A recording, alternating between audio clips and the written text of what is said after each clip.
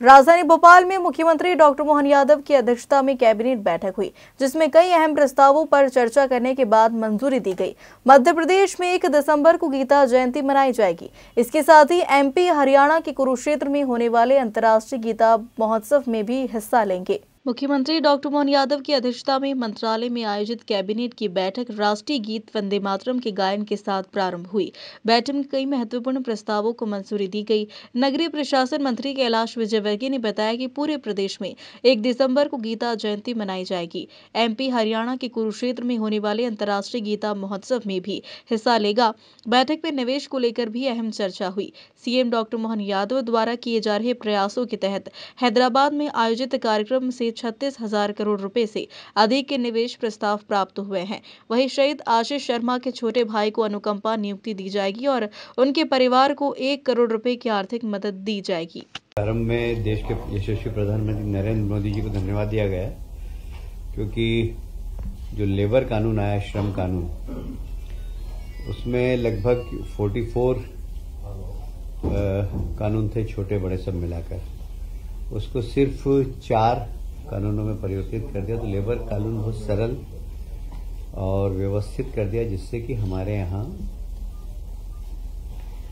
व्यवसाय काफी फले फूले। और ईज डूइंग का सबसे बड़ा उदाहरण है ये, क्योंकि अनेक स्थानों पर, अनेक राज्यों में लेबर यूनियन इसके कारण ही बहुत परेशानी होती है, पर हमारे यहाँ ये तो सर अपने यहाँ पिछले उसमें किया था कुछ नहीं, ये तो अभी किया प्रधानमंत्री जी ने, अभी हाल ही किया है।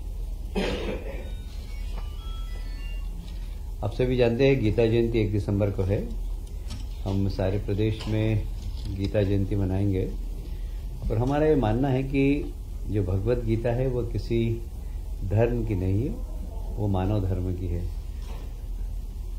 आपने देखा होगा हमारे यशस्वी प्रधानमंत्री जब भी कहीं विदेश यात्रा पे जाते हैं तो एक गीता जरूर लोगों को देते हैं। तो गीता जी का अपना एक महत्व है और ये कि मानव धर्म है, ऐसा मानते हैं हम इसको। और मैं व्यक्तिगत रूप से गीता को मास्टर की कहता हूं। किसी भी प्रश्न का उत्तर, किसी भी दुविधा का सवाल उत्तर यदि कहीं किसी ग्रंथ के अंदर है तो सिर्फ गीता के अंदर। और हमारे यशस्वी मुख्यमंत्री मोहन यादव जी ने 1 दिसंबर को सारे प्रदेश में गीता जयंती मनाने की निवेदन किया है और 24 नवंबर से 1 दिसंबर की अवधि में कुरुक्षेत्र में हरियाणा सरकार के और वहां के धार्मिक संगठनों के सौजन्य से अंतर्राष्ट्रीय गीता महोत्सव मनता है। हमारी कोशिश है कि उस अंतर्राष्ट्रीय गीता महोत्सव में भी मध्य प्रदेश कैसे हिस्सेदारी कर सकता है और कैसे उस अंतर्राष्ट्रीय गीता महोत्सव का लाभ मध्य प्रदेश की जनता को मिल सके, इसके लिए हम लोग काम करेंगे। वैसे सभी विकास खंडों में, लगभग प्रदेश के 313 विकास खंडों और 55 जिलों में और 10 संभागों में श्री कृष्ण परंपरा के आचार्य सानिध्य में 3 लाख गीता प्रेमी श्रीमद् भागवत गीता के 15 अध्याय का श्लोक सस्वर पाठ करेंगे। उज्जैन में भी एक कार्यक्रम होगा जहां शायद मुख्यमंत्री जी के स्वयं की उपस्थित रहने की संभावना है।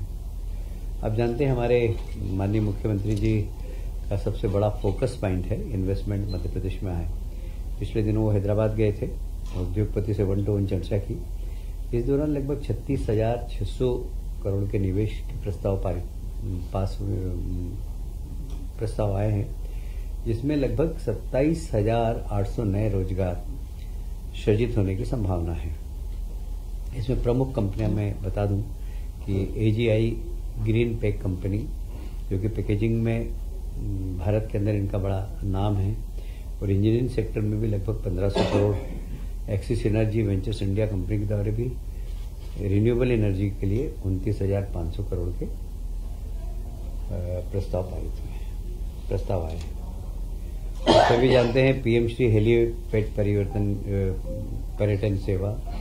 हम धार्मिक सेक्टर, वेलनेस सेक्टर और वाइल्ड लाइफ सेक्टर तीनों में ही पर्यटनों की संख्या बढ़े और आवागमन सुलभ हो, इसलिए पीएम श्री हेली पर्यटन सेवा प्रारंभ कर रहे हैं इंदौर से ओंकारेश्वर।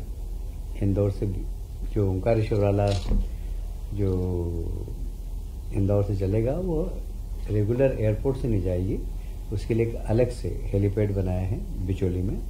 उसी प्रकार उज्जैन में भी पुलिस लाइन के पीछे एक हेलीपैड बनाया, तो और ओंकारेश्वर में मांधाता में बनाया है।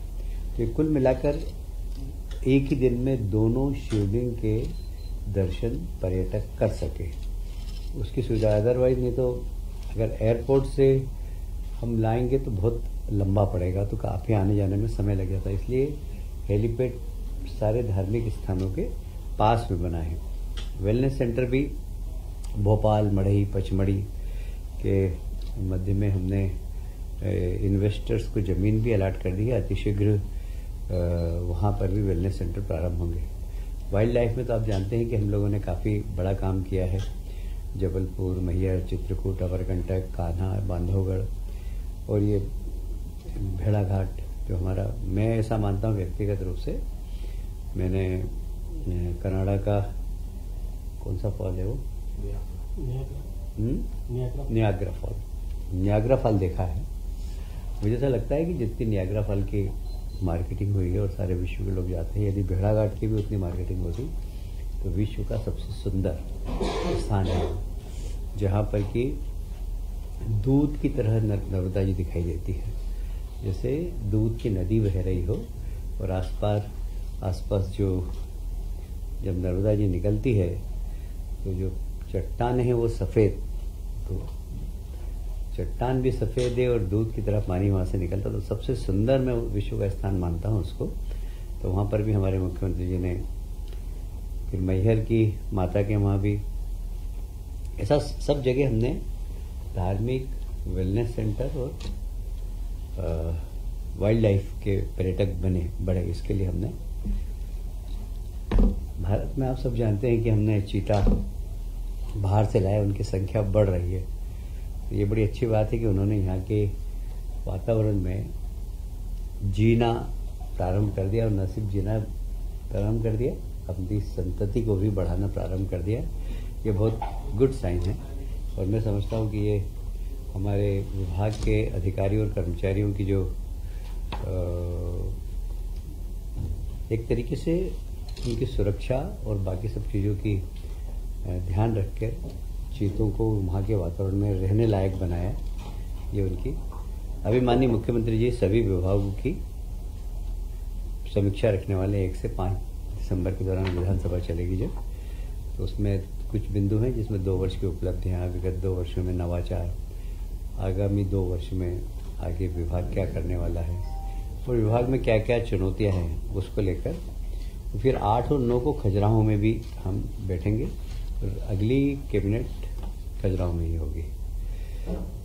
अभी आपको मालूम होगा कि हालांकि साधारणतया इस प्रकार के जो विधानसभा में बिल आने वाले, हम उसकी पहले घोषणा नहीं करते हैं, पर ये दोनों बहुत महत्वपूर्ण विषय हैं। तो आज कैबिनेट ने लोकल बॉडीज़ के, सभी लोकल बॉडीज़ की जो इकाइयाँ हैं हमारी, चाहे पहले तो अभी तक तो नगरीय क्षेत्र के मेयर्स के डायरेक्ट चुनाव थे, बाकी नगर पालिका और नगर परिषद के इनडायरेक्ट चुनाव थे, अब सभी डायरेक्ट चुनाव हो ऐसा अध्यादेश हम लाए, उसको हमने अनुमोदन किया है। उसके जल्दी ही बिल विधानसभा में लाने वाले हैं।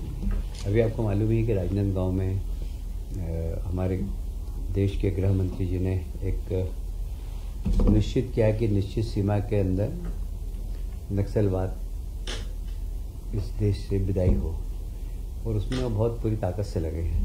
मुझे लगता है कि छत्तीसगढ़ में उन्होंने जितने प्रवास किए, मैं नहीं लगता किसी राज्य में इतने किए होंगे, सिर्फ नक्सलवाद को समाप्त करने के लिए, और इस दिशा में सफलता भी मिली है सरकार को। और उसमें मध्य प्रदेश की भूमिका भी है। मध्य प्रदेश का हमारा हार्ट फोर्स के जवान भी उसमें थे। राजनांदगांव में जो मुठभेड़ हुई थी, बाकी मुठभेड़ होती है, उसमें मध्य प्रदेश के हमारे हार्ट फोर्स भी जाती, क्योंकि ये 3 स्टेट जो हमारे हैं, महाराष्ट्र, छत्तीसगढ़ और मध्य प्रदेश, इन तीनों का फोर्स साथ में लेके काम करता। पर दुर्भाग्य से एक आशीष शर्मा निरीक्षक वो शहीद हो गए थे, और आशीष शर्मा का जो पूरा रिकॉर्ड है बहुत आउटस्टैंडिंग था। वह राष्ट्रपति पदक भी 2 बार ले चुके थे, राष्ट्रपति से सम्मानित हो चुके थे, पर दुर्भाग्य से इस मुठभेड़ में वो शहीद हो गए। तो उनके छोटे भाई को माननीय मुख्यमंत्री जी ने कहा है कि उनके परिवार को हम नौकरी देंगे, तो उनके छोटे भाई को उप निरीक्षक पद पर अनुकंपा नियुक्ति देंगे और उनके परिवार को 1 करोड़ रुपए की सहायता देंगे।